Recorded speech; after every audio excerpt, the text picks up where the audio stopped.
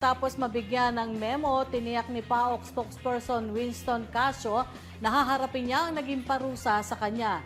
Ito'y matapos mag-viral ang video ni Casio na nanakit ng isang lalaki sa naganap na raid sa isang scam hub sa Bataan kamakailan. Sa panayam ni Casio, sinabi nitong nagkamali siya sa inasal at tanggap din niya ang parusa. Ngunit may pinagmulan din umano ang karahasan niya sa nakita sa video.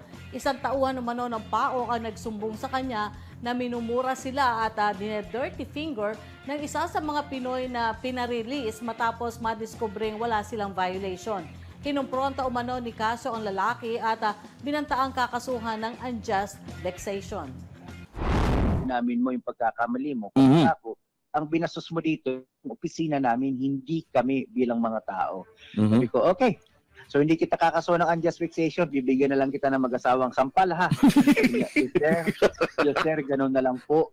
Ganun na lang po. So binigyan ko siya ng mag-asawang sampal, kaya lang may humabol pang apo. So naging 3 yung sampal. Oh.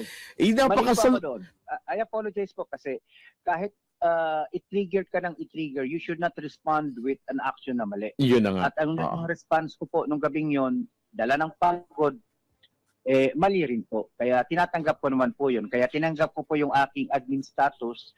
Waiting lang po ako sa convening ng Board of Directors ng Commission para sagutin ko po formally.